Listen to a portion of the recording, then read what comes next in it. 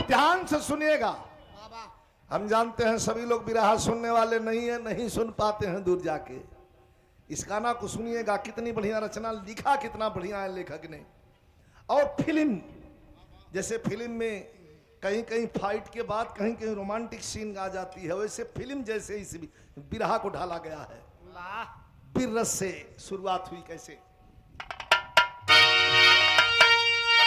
इसीलिए कहो बैठा।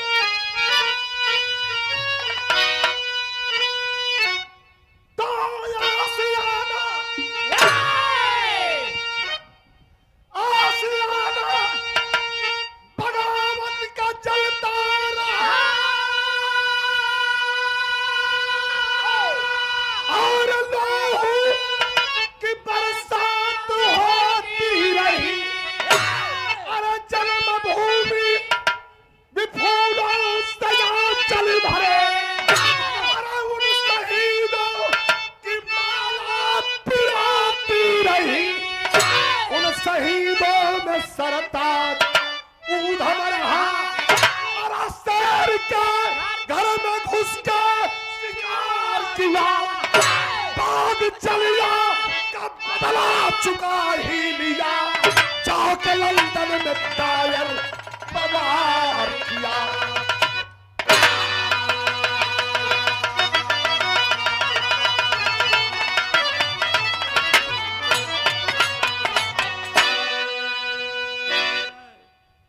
बाग जलिया का बदला चुका ही लिया।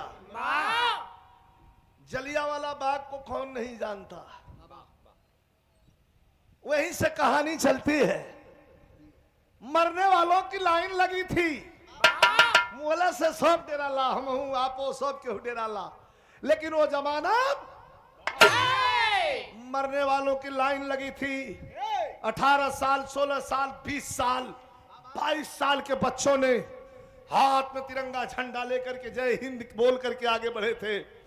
चला दो गोली सालों, हमें मरने का खौफ नहीं, हम बेखौफ हैं। लेकिन कभी कहते हैं क्या,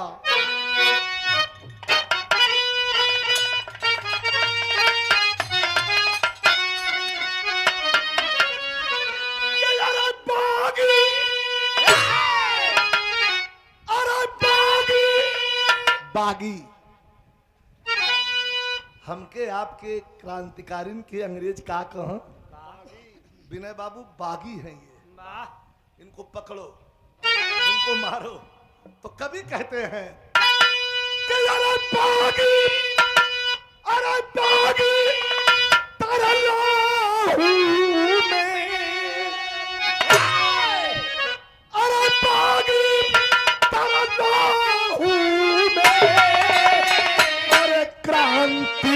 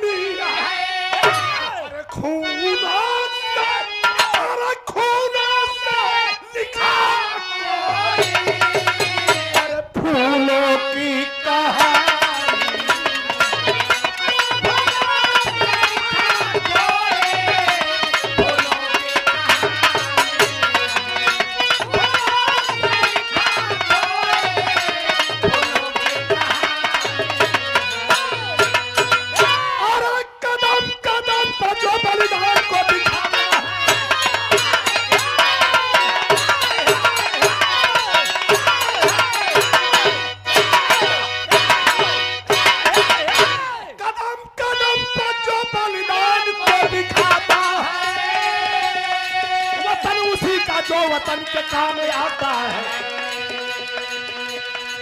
गद्दारों की भी कमी नहीं रही।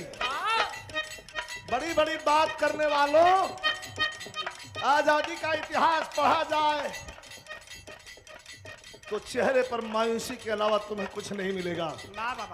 अपनी अपनी सल्तनत योगी राज भाई अपनी अपनी राज अपना कुनबा बचाने के लिए कहीं अंग्रेजों से संधि, कहीं मुगलों से संधि किसने किया? कभी कहते हैं। कहानी की शुरुआत हुई, जरा गौर करेंगे। मैं सीधा सीधा आपको ले चलता हूं। कैसे? कदम कदम पर जो बलिदान को दिखाता है, वतन उसी का जो वतन के काम आता है। सन 1919 में बैसाखी मेला था। कहानी चल पड़ी है, गौर करिएगा। सन 1919 का बैसाखी मेला, सन 1919 में बैसाखी मेला था। पाक जलियान में भारी हुआ झमेला था। निहत्थे लोगों पे टायर गोली चलवाया था, निहत्थे लोगों पे टायर गोली चलवाया था। खून से अमृतसर के धरती को नहलाया था, खून से अमृतसर के धरती को। 7 वर्ष का वो उधम सिंह दुलारा था। जैसा ही बबुआ आइल है कार्तिक यादव, यही तरह तनी बड़ी यार 7 वर्ष का उम्र रहे उधम सिंह का। अपना बाबूजी करतार सिंह के संगे मेला देखे खातिर जलियांवाला बाग में आइल बड़न। कहानी बिरहा का मेन मूल बात कहानी बा, कहानी से दिमाग में हटाई, बड़ा आनंद मिली। 7 वर्ष का वो उधम सिंह दुलारा था। बाग में गोली खाते बाग को निहारा था। खून न खाया कसम पीठ ना दिखाऊंगा, खून न खाया कसम पीठ ना दिखाऊंगा, खून न खाया कसम पीठ ना दिखाऊंगा। बाप का बदला चुकाऊंगा।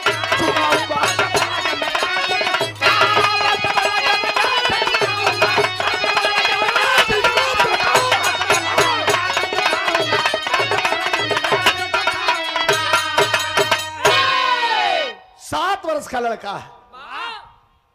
बिरहा खाली सुनब मत, जैसे हम गा रहल बानी पोजीशन के तनी सा अपना दिल दिमाग में रखब, समझी वो जगह पर भाव पर चली। जनरल डायर आया और जैसे कि उसके सर पे पाप सवार था, सिपाहियों को आदेश दे दीजिए फायर। तर तर तर तर तर तर तर तर गोलियां चलने लगी। लोग जान बचावे खातिर केहू केनियो भागता, केहू केनियो भागता। कुछ लोग जाके भाग के एगो कुआं रहे ओमे लोग कूदे लगल, तो जे कुआं में कूदल वो मर गई। आज बहरी बाव के तो गोली लगतिया। करतार सिंह है करतार सिंह अपना बेटा उधम सिंह का अंगुली अपन धरौले बाड़न। जान गए कि गोली चले लागल, तो देखिए वो बाप का का कर्तव्य है। लड़कवा के घींच के अपना पीछवा को लिहल आ कहला कि पुत्र अगल बगल मत होना, यहीं रहना। आगे गोली चल रही है। पहाड़ जैसी छाती तान करके और उधम सिंह के पिता करतार सिंह सामने खड़े हो गए। 1 2 3 नहीं 7 गोलियां लगी। 7 गोली लगी। 7 गोली लगने के बाद धरती पर गिरे। आ गिरा लगला तो अपना लसिया के नीचे गिरा लगला, तो अपना लसिया के नीचे अपना लइकवा के दबा लिहलन। एगो बाप का कर्तव्य देखी, लाश के नीचे अपना लड़का उधम सिंह के दबा लिहलन। कहीं हमारा लड़कवा के घाव न लग जाओ, गोली न लग जाओ। खून खराबा खेल करके जनरल डायर जब वहां से निकला चला गया, तो धीरे धीरे धीरे धीरे लाश के नीचे से वह बालक बाहर निकला। खून से डूबा हुआ जलियांवाला बाग देख करके आंखों में आंसू है। घर पे आया, चुप साइलेंट हो गया। 7 वर्ष का बेटा, इतना शौक लगा कि उधम सिंह बिल्कुल साइलेंट हो गया। स्कूल गया, पढ़ने लिखने लगा, इंटरमीडिएट की परीक्षा पास किया। अब उसके मन में एक जागृति पैदा हुई कि जनरल डायर को मारूंगा जिसने 2,500 लोगों को जलियांवाले बाग में मारा और मेरे बाप के सीने में गोली मारा, तो मैं जरूर उसे मारूंगा। मेरे जिंदगी जीने का मकसद बस जनरल डायर की मौत। तो यहीं से भाव लिया गया। कैसे मास्टर?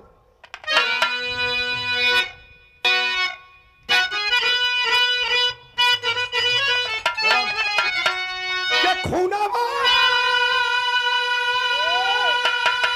अरे खूनावा तो प्यासल उधम सिंह मनावा पीरावारी पीरावारी, अरे घूमत पहुंचल बंबई सहरिया पीरावारी।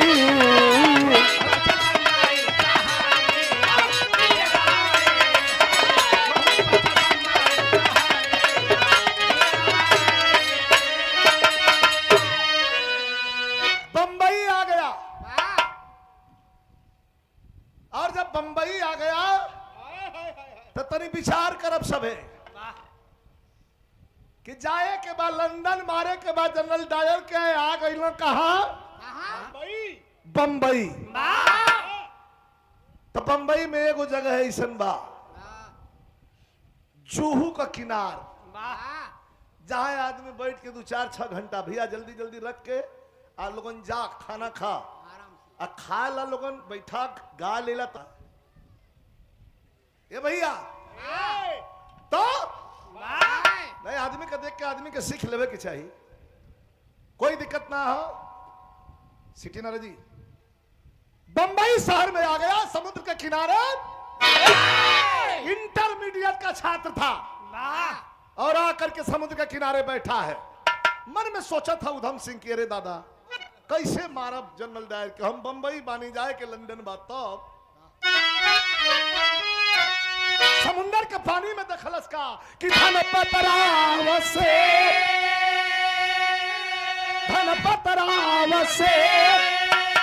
करे खाए के तुम्हारी,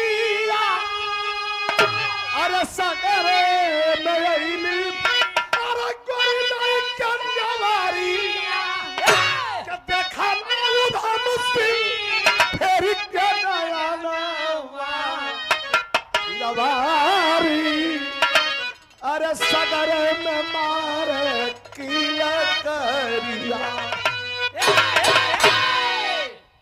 उधम सिंह किनार पर बैठल बाड़न,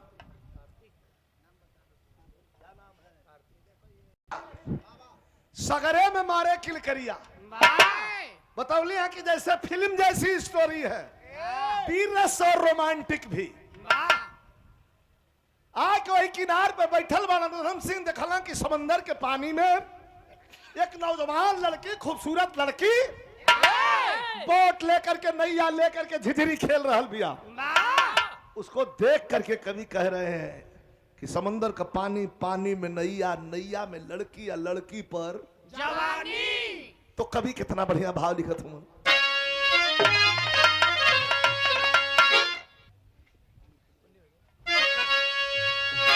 तो समुंदर का पानी, पानी में नैया, और नैया में लड़की, लड़की पर जवानी। तब कभी जी लिखे थमन उधम सिंह देख रहा बड़न का तो लहर मारे, अरे लहर मारे जवानी पानी बिचला,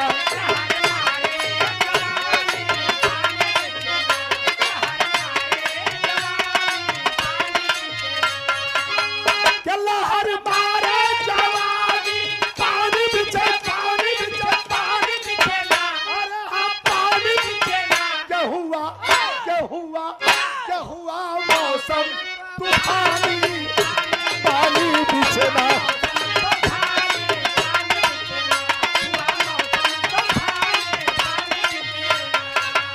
सपोज कर यहाँ किनार पर उधम सिंह है और बीच में लड़की नैया बोट लेकर के झिझरी खेल रही है। कहला करे ज्वार भाटा उठेला है, डूब जाइए, मर दे तू नहीं। जाए वाला आदमी कहला साला पागल है, छोड़ो इसको। तो इतने में भइल का तो सागर में देखा डूबली नेवरिया,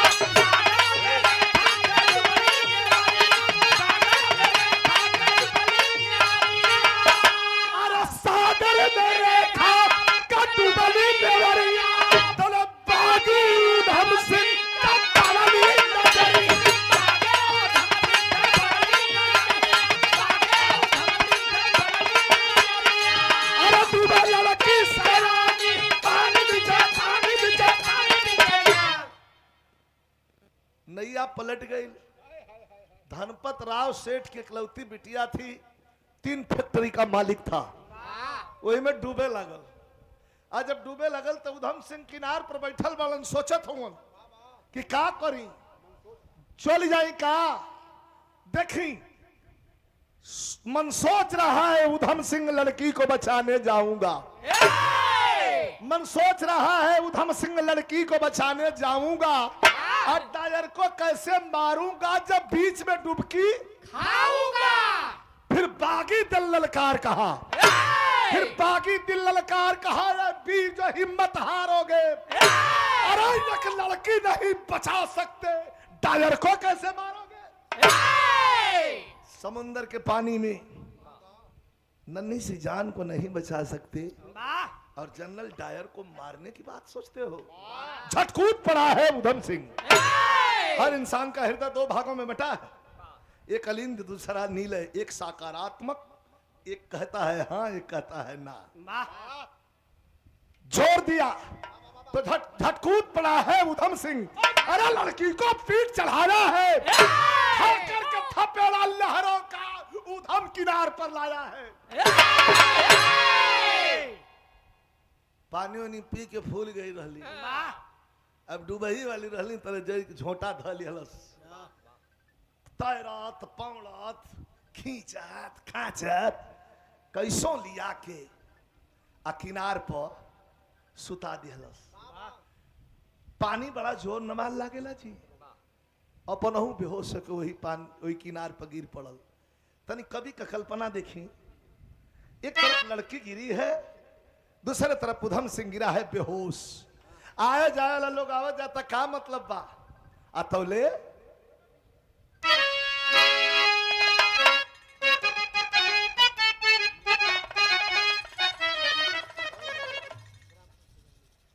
ग्राम पोस्ट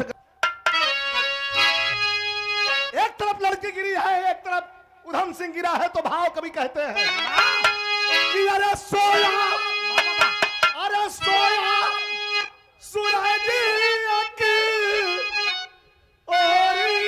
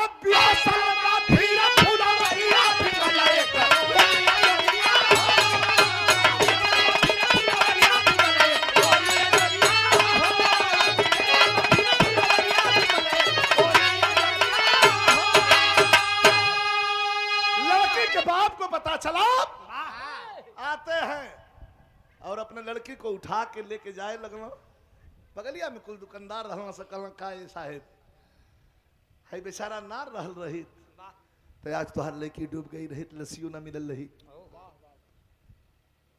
अब मिललो रही तो मृतक मिलल रही। अच्छा ऐसा क्या अनजान भाई आवाज ना धीरे से बैठ जाइए। अनजान उधम सिंह को अपने गाड़ी में उठा लिया। वह धनपत राव सेठ वो जो लड़की रेखा नाम की लड़की जो समंदर में नहा रही थी डूब रही थी जिसको बचाया था उसके पिता और लेके आते हैं थोड़ा दवाई वाई दहलन और जब होश में हुआ तो बड़ा पे सताप करे लगल कि कहाँ झंझट में पड़ गई हम जाए के बाद हमरा के लंदन अब फंस गई और झंझट में। लड़की के पिता चले गए फैक्ट्री। अब माई चल गई शॉपिंग करे कुछ सामान लिया खातिर घरेलू सामान। घर में लड़की अकेली है। उधम सिंह बालकनी में बैठ के पेपर पढ़ रहा बड़न। 19 और 20 के बीच की उम्र बड़ी खतरनाक होले। पेपर पढ़ रहा बाड़ा वही घड़ी लड़की मन ही मन सोचले वे कि जिंदगी हमार बचौले बड़नी तो जिंदगी का मालिक ही है हम।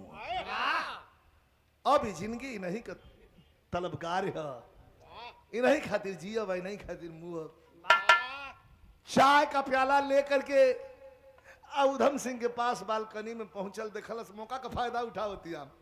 का कहलस मास्टर,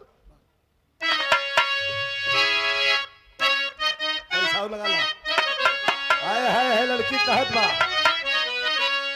कहलत की पीले यार पागल। उधम से कहला का लड़की कहलत की ले ले बे चाय, लेकिन उनका तरीका का है कि पीले यारे पागल, पीले यारे पागल, सुराही भरा जाम जवानी के, जवानी के।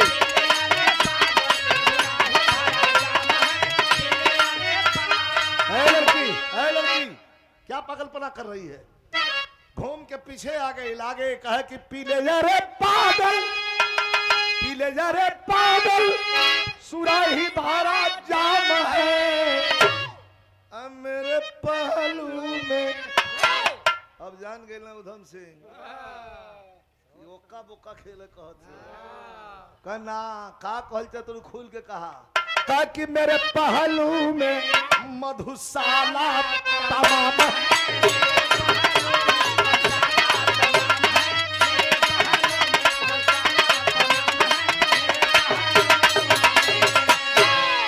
पकड़ के बहिया घूमला चिल्ला सब बना कर कहे कि बिना प्यार का, बिना प्यार का अरे कोई जीवन नहीं है, प्यार भरी जिंदगी का दुनिया में नाम है।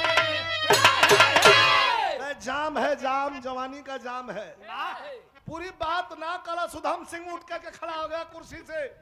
20 साल का पट्टा पंजाबी का है लड़की कि जाम जबरी, जाम जबरी पिलाना बुरा है।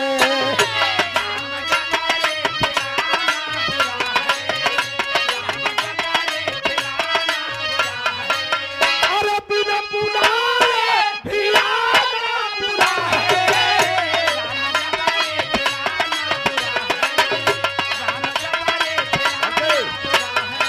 अरे बिना बुलाए पिलाना बुरा है।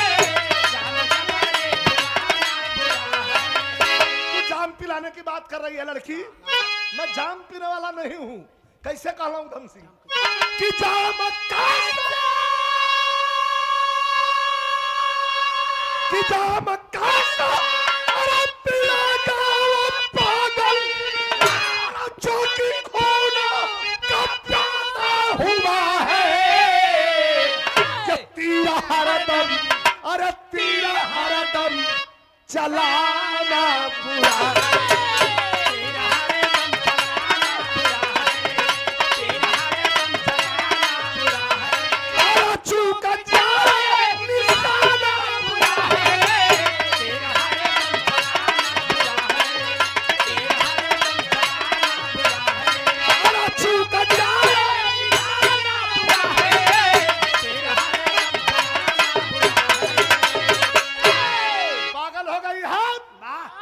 लड़किया कहलत के सुना बौराइल बड़ा, बाप मतारी के इकलौती बेटी है, 3 गो फैक्ट्री बार राज करब राज। बियाह कला। उधम सिंह कहलन कि तेरी बात मेरे समझ में नहीं आई। अच्छा मेहरारून के पास सबसे बढ़िया हथियार कौन है? कुल से हार जइहा से थक जइहा तो गंगा जमुना बढ़िया लगी। बढ़िया बढ़िया गुप्त गोदावरी में मिल जाएगी। अच्छा अच्छा अच्छा। बारे महाराज अरे महाराज एक दिन खाए घलता चम्मच। अरे नहीं गुप्त गोदावरी माता। अच्छा अच्छा माता। अरे वाह वाह माता। अरे माता तब का सुना सुना लड़की रोवे लगल। का कलश मास्टर पति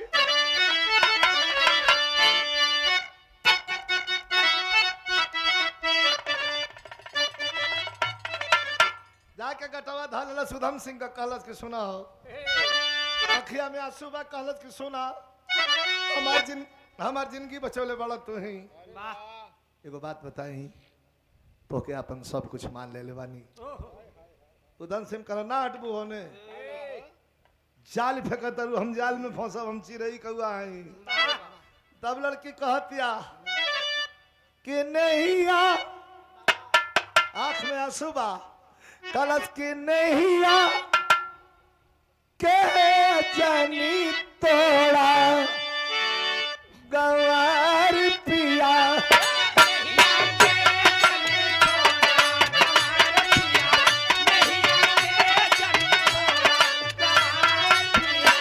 जीवन बनाला अरे करा हमसे शादी जीवन बनाला अरे करा हमसे शादी प्रिया दिल पर ना छोड़ा हमार पिया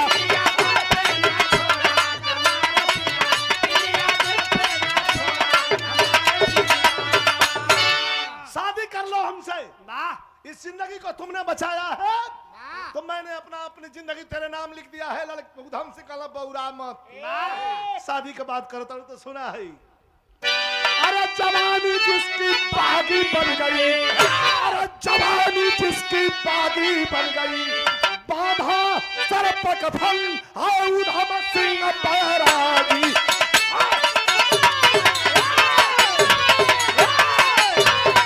अरे पागल लड़की एक शादीशुदा आदमी से शादी की इच्छा रखती है पाप लगेगा पाप तुझे पाप लगेगा का गलती मत बोलिया बिहानवा कुल हम सुनत रही हमी जब हमारे बाबूजी पूछला कि जवान कहाँ घर है तो कहला कि अमृतसर पंजाब यो बाबूजी पूछला कि विवाह हुआ है तुम्हारा तो कहला कि नहीं अभी शादी नहीं हुई है हमारा से कहतला शादी हो गई बा कल तोरा बाबूजी के पूछे का तरीका ऐसा रहा कि हम ना कहली हूँ तू जब खुल गयलू कि हमारा से बियाह करम तो तोसे स्पष्ट कहते हैं हमार बियाह सचू हो गई बा कसम खातनी हमारा दुल्हन के नाम सुनबू आप अचंभित पड़ जाएंगे कि इतनी भी दीवानगी है क्या किसी लड़का के प्रति लड़की की दीवानगी किसी लड़की के प्रति लड़के की दीवानगी ये तो लैला मजनू और हीर रांझा सीरी फरहाद को देखा है लेकिन देश के प्रति ऐसी दीवानगी आज पहली बार देखा है क्या कहना उधम सिंह मास्टर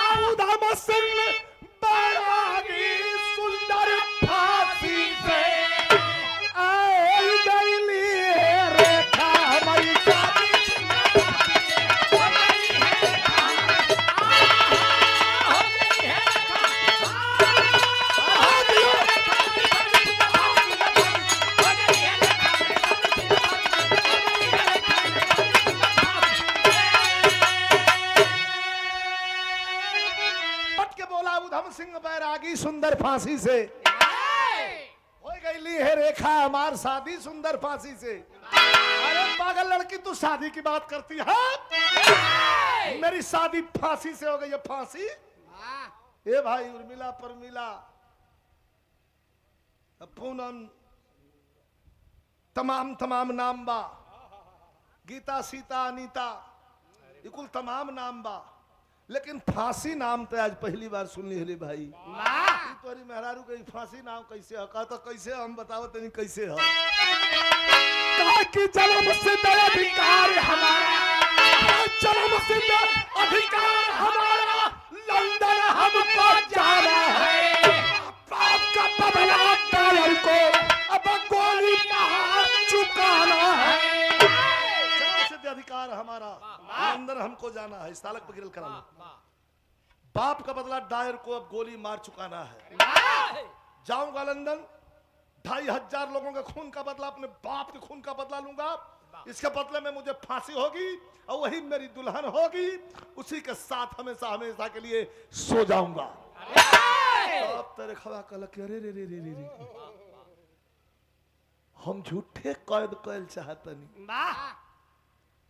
इतने आजादी का दीवाना हो अब तो और भी इज्जत बढ़ गई सरदार तुम्हारे प्रति मेरे मन में तुम्हारी इज्जत और बढ़ गई। वाह तब हवा कल सुना ब्याह ना करबा, तोहर ब्याह होइए गइल बा, तोहर सुलेन के नाम फांसी बा। कलस के हम के अपन दोस्त बनैबा। हेतना भैया बैठल बनी। पिने बाबू, हिताई से मिताई वाला रिश्ता सहजोर होला। वाह मित्रवत जौन रिश्ता है ई बहुत ऊपर है, लेकिन निभावे वाला चाहिए। दोनों ओर से के निभावल जाला, और निभावाला निभा दहलो। भगवान श्री कृष्ण और सुदामा का मित्रता ये हमनी के प्रेरणा देले। लेकिन कहला कि हम के अपन दोस्त बनाला। कहला लड़का के एगो लड़की दोस्त हो जावी, हो ठीक नहीं खेला गो। ना ना दोस्त हम के बनवही के पड़ी। ये जिंदगी तोहरा कामे आ जाई। जान गईला उधम सिंह की ई ना मानी। कहला तब दोस्त का वादा करता नहीं। बिरहा 3 मिनट तनी गौर कर जी, विशेष बा। तो हम दोस्त मानता नहीं तोहरा के। कहला तो रेखवा कॉलेज की एगो बात कह, लंदन जाइबा, कहाँ जाई, डायर के मरबा कहाँ है, ये तो सपना बा। ओकरा बदले में तारा के फांसी हुई, झूली जाइबा। कहला बस बस बस बस ये अंतिम सपना हो। कहला जाए खातिर पैसा नहीं खे। कहला कि नहीं। कहला मुंह बना लिया, दोस्त का जरूरत पड़े न गई, हम न तोहरा के लंदन ले चलो। खिल गया उधम सिंह, जैसे गुलाब हरहरा के खिलेला, कुल पतई फाट के एक तरफ हो जाले, वही तरह खिल गई ना उधम सिंह। कहला कि ये रेखा सोचहूँ हमरा के पहुंचा देबू। कहाँ पहुंचा ना दे, तोरा के ले के चलब लंदन। तो दोस्त कौना बात का बड़ा तू। औते माई बाबू के तुरंते और गई लड़की। कहलत कि पापा पापा मैं जाऊंगी लंदन। कल लंदन का कर देबू, बहनी का घूमे जाई, तनी टूर पे जाऊंगी। बाबूजी कहला कि ए बेटा अकेल जो जमाना जुग जोरता, टूर पर नहीं खे जाएगे। कहे अकेले नहीं खी जात पापा, ये मेरा दोस्त है ना। उधम सिंह को हाथ दिखौली कि मेरा दोस्त है ना, इसको लेके जाऊंगी। लड़किया के बाबूजी कहला कि भाई कलिया समुद्र में से छानला सा, आज तुहार दोस्त हो गई, तुहार फ्रेंड हो गल, लेके जाई हर कोनो दूसर बैंड धरा दलस तो हमनी के आ देख के गिर जाएगी। ना रे दादा हम ना छोड़ो। अरे पापा आप डरिए मत, मेरा फ्रेंड है, मेरे लिए जान भी दे सकता है, मैं जाऊंगी। औलाद के जिद के आगे टिक नहीं पौलन, छोड़ दिए तो जरा भाव रखिएगा।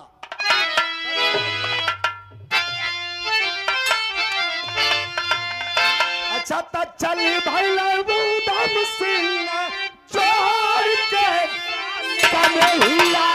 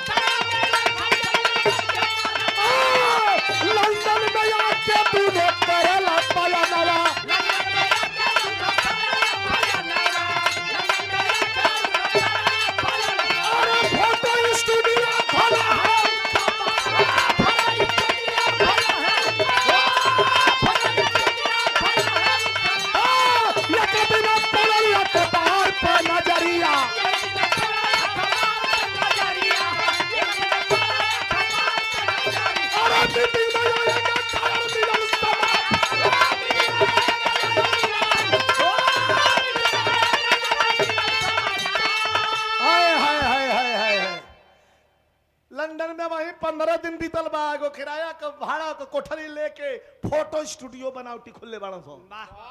मन में तो कुछ और चला था। एक दिन आयल लंदन का अखबार, और अखबार में ऊपर है प्रथम पृष्ठ पर छपल रहे कि जनरल डायर साहब का भाषण और उनका स्वागत है। रेखवा कलत के रात बाड़ा खाली रोज रोज पिस्टलवा साफे करबो कि चलबो करी। ए आवत बगल वाला मैदान में। कल तब तैयार हो जा मास्टर। कैलाश का कि पहले आना सीनरवा सजाए बाबा बुनिया।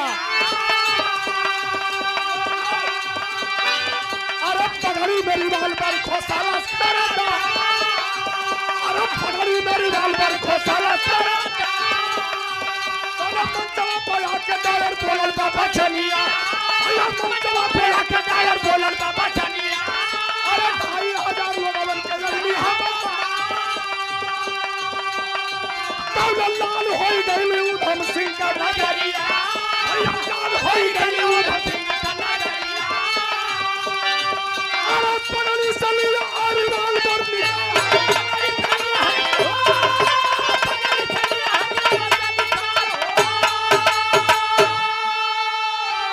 जनरल डायर आकर के मंच पर खड़ा हुआ, दोनों हाथ उठा करके कहा कि यहाँ मेरे लंदन के लोगों, तुम्हारे सामने वही जनरल डायर खड़ा है जो जलियांवाले बाग में 25,000 बेगुनाह लोगों के सीने में गोली हमने मार करके कुत्तों की मौत उतारा था। देखवा एक क्यों नहीं मरलस, अब का बैठल बड़ा मारा कि अब कहिया मरबा, ये तो तू कह, जहाँ मारे के मरबे न करबा, जहाँ ना मारे के लगवा निकाल के साथ तेल देवे वही मारो मारो के मारो। खड़ा हो गया उधम सिंह, आवाज देने लगा पट्टा पंजाबी, एक तरफ पगड़ी में हाथ निकाल करके पगड़ी सरिवाल पर आवाज दिया, भारत माता की, भारत माता की, भारत माता की। फलस्तीन गोली उठन गई, पगली सीटी बज गई, अंग्रेज दौड़ना सब कहला कि ला गोली चल गई, साहब गिरल हूँ, खाली गोड़वे हिलता, देह नहीं के हिलत, दूगो सिस्टम पे है ने, एगो टीका दे दल से गोली का, यार तो हिले का प्रश्न ना, गोड़ खाली थोड़ी बेले हिलो ना, दौड़ के रिवाल्वर लेकर कुल पहुंचला सब गिरफ्तार करे खातिर। पट्टा पंजाबी अपने रिवाल्वर आगे कर दिया उधम सिंह और हाथ उठा दिया, कहा कि मैं अपने आप को तुम्हारे हवाले करता हूं। पकड़ करके ले जाया गया, ब्रिटिश गवर्नमेंट के द्वारा मुकदमा चलाया गया।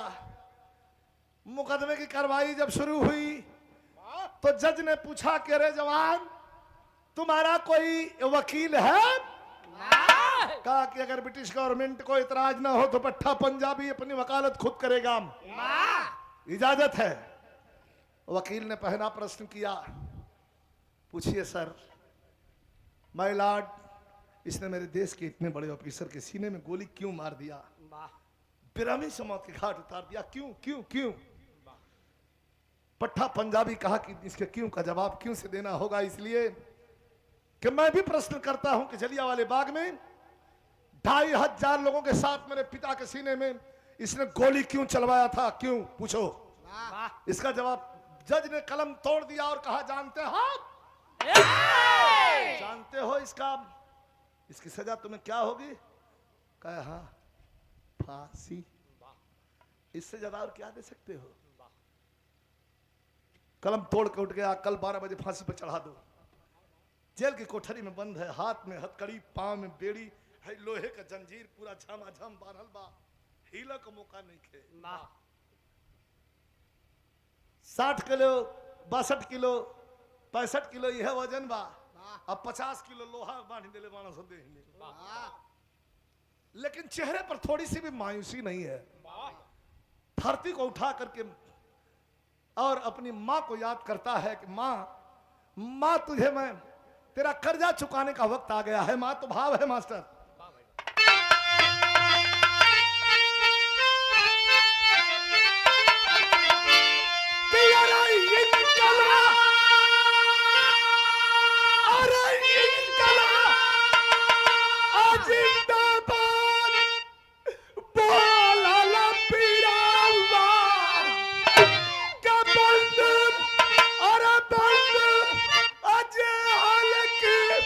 कोठारिया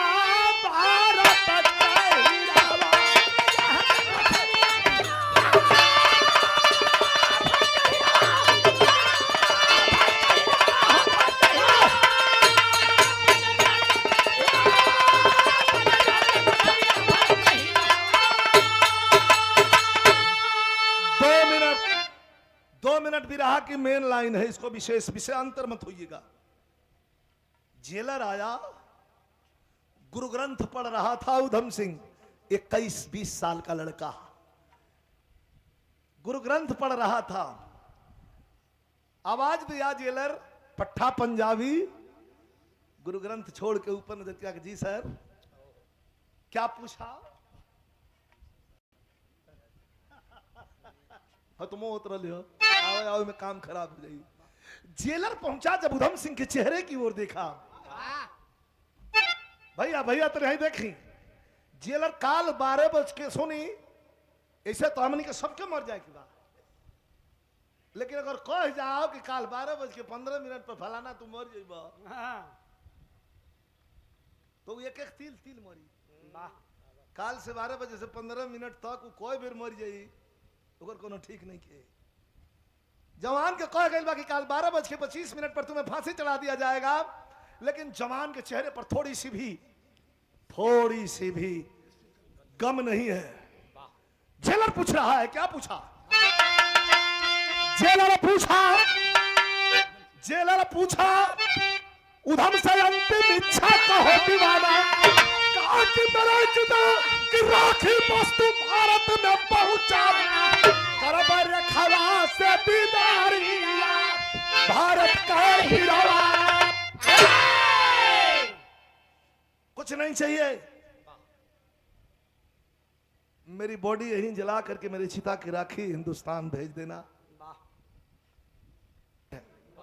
तुम जल्दी दे के हटिए भैया, जल्दी दे के हटिए, एक लाइन बा दे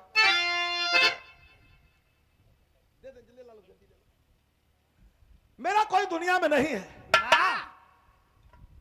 जलियांवाले बाग में मेरे पिता के सीने में इसने गोली मार दिया, जिसका बदला लिया हूं, और आप पूछ रहे हैं साहब कि तुम अपनी अंतिम इच्छा बताओ। मेरी एक दोस्त है, इस 2 लाइन को ध्यान दीजिएगा। मेरी एक दोस्त है, रेखा नाम है, वही के मेहनत से हम यहां तक पहुंचली है, ये काम के अंजाम दिली है, वही के बोला था भेंट करो। रेखवा के यहाँ खबर गई, रेखवा चल दिलस, आंख में आंसू लेकर के आती है मिलने के लिए। जब गैलरी से बाहर निकाला गया खूंखार शेर को, जिसने हत्या किया था 1 हफ्ता पहले, जनरल डायर का बदला लिया था मार करके, आज जब निकल है गैलरी से बाहर, तो 50 किलो का जंजीर बांधल बा, जैसे जना था कि साला दुल्हा कोहबर में जाम करत जाता। आया के रेखा के आगे खड़ा भइल, हंसते, कहलस कि क्या रेखा, कैसे तुम्हें धन्यवाद दूं?